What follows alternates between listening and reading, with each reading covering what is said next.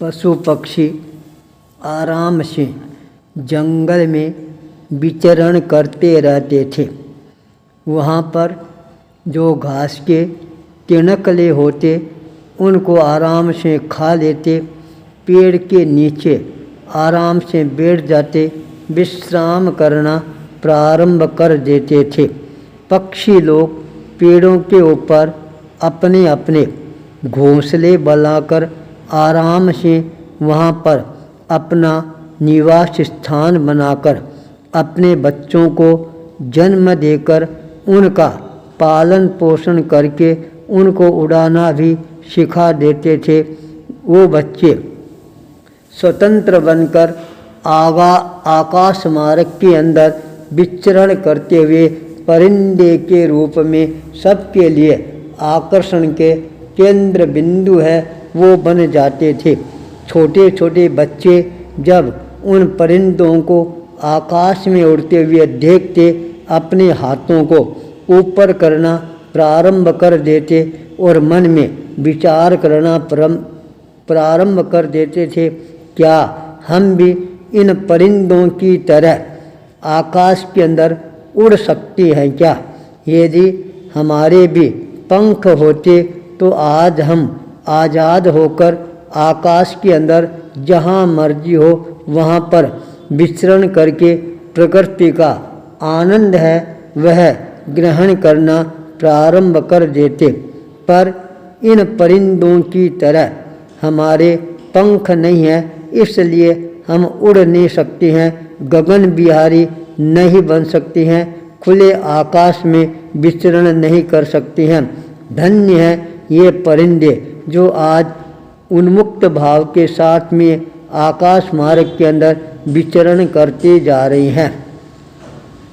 परिंदे भी अपने मन के अंदर हमेशा खुशहाल बने रहते थे।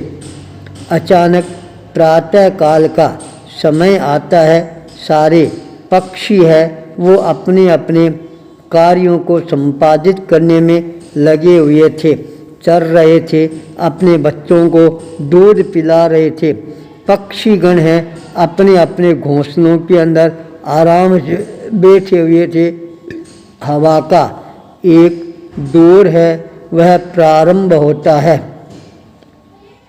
हवा इतनी तेजी के साथ में चल रही थी, अचानक कहीं दूर से आग की एक चिंगारी है वह उड़ती हुई आती हुई नजर आती है और वह चिंगारी एक सूखे हुए पेड़ के ऊपर आकर अपना स्थान जमाना प्रारंभ कर देती है।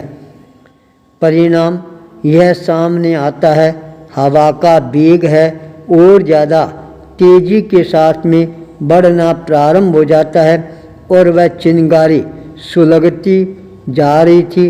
धीरे धीरे उस पेड़ को अपनी आग की चपेट में लेना प्रारंभ कर देती है।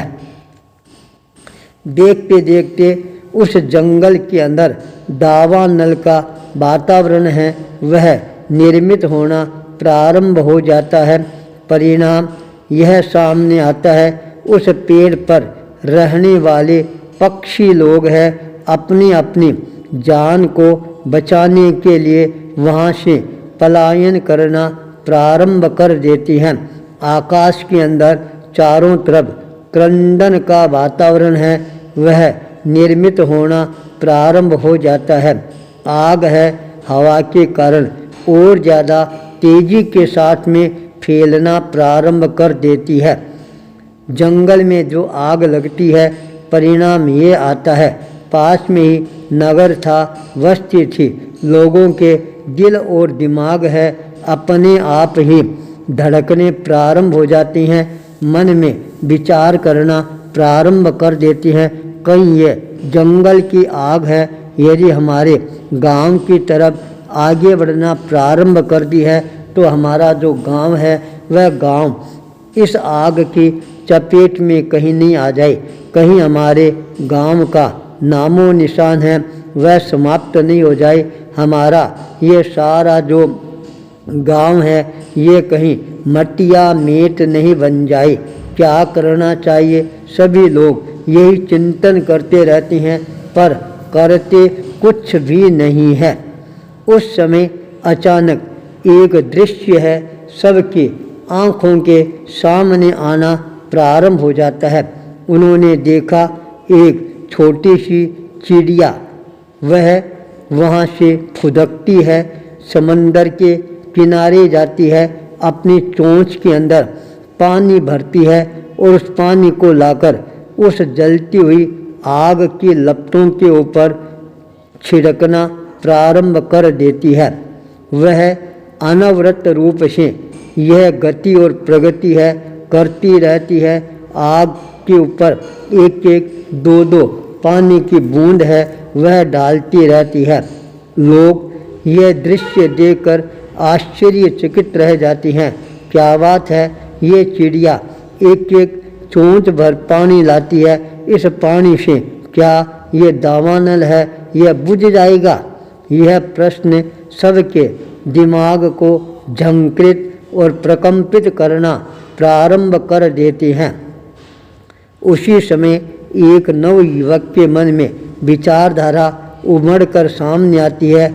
जब ये नन्ही सी चिड़िया अपने कर्तव्य का दायित्व का निर्वहन करने में पीछे नहीं हट रही है और एक एक बूंद लाकर भी इस आग को बुझाने के लिए अपनी शक्ति का नियोजन करती जा रही है, क्या इस चिड़िया से प्रेरणा लेकर यदि मैं इस आग को बुझाने के लिए पानी डालना प्रारंभ करूं तो शायद मेरा पुरुषार्थ है वह रंग लाना प्रारंभ कर सकता है। युवक के भीतर अपने आप ही शक्ति की जागरणा होनी प्रारंभ होती है।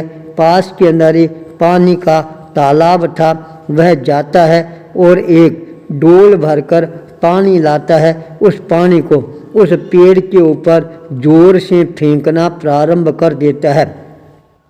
जब एक नवयुवक ऐसा कार्य करता है तब गांव के अन्य लोगों के मन के अंदर भी एक नई चेतना की जागरणा होनी प्रारंभ हो जाती है। जब यह नवयुवक डोल भरकर पानी से इस आग को बुझाने के लिए तैयार हो सकता है तो फिर भला हम अपनी शक्ति को इस ओर क्यों नहीं लगा सकते हैं। एक नवयुवक जागृत अवस्था में आता है। देखते देखते सारे नगर के लोगों के मन के भीतर चेतना का जागरण होना प्रारंभ हो जाता है। सभी अपने अपने घरों से सामान लेकर दौड़ती हैं, पानी भरती हैं और उस आग के ऊपर छिड़कना प्रारंभ कर देती हैं। जब चारों तरफ से पानी की बरसात है वह होनी प्रारंभ हो जाती है तो बेचारी आग है वह भी हताश, निराश, उदास बन जाती है। उसका बस चलना धीरे धीरे अपने आप ही बंद होना प्रारंभ हो जाता है। देखते देखते भय का जो वातावरण बना हुआ था वह वातावरण अपने आप ही अभय के रूप में परिवर्तित होना प्रारंभ हो जाता है। दावानल है वह बिल्कुल शांत अवस्था में अवस्थित हो जाता है। चारों तरफ शांति का साम्राज्य है वह स्थापित होना प्रारंभ हो जाता है। उस समय एक काला कौवा दौड़ता हुआ आता है और उस चिड़िया को उपालंब देते हुए कहता है, तेरे में क्या ताकत है, क्या शक्ति है, क्यों बिना तुमने अपने समय को बर्बाद किया। एक बूंद पानी से क्या कभी यह दावानल है शांत हो सकता है क्या? चिड़िया ने यह बात सुनकर कहा, हे काकराज, आपको पता नहीं है जब इस दावानल की कहानी लिखी जाएगी उस समय लोग कहेंगे चिड़िया है वह आग बुझाने वाली है, आग लगाने वाली नहीं है। मेरा नाम है वह हमेशा हमेशा के लिए आग लगाने वालों में नहीं आग बुझाने वालों में होगा। महान वही होता है जो आग लगाना नहीं आग को बुझाना जानता है। यह उत्तर सुनकर वहाँ पर एक नई चेतना का निर्माण होना प्रारंभ हो जाता है। जंगल के अंदर एक ही आवाज़ गुंजायमान होनी प्रारंभ हो जाती है, हम आग लगाना नहीं आग बुझाना सीखे। इस नन्ही चिड़िया से प्रेरणा लें। इतिहास लिखा जाता है तब आग लगाने वालों में नहीं आग बुझाने वालों में हमारा नाम है, वह अंकित होना चाहिए। आचार्य भूपेंद्र।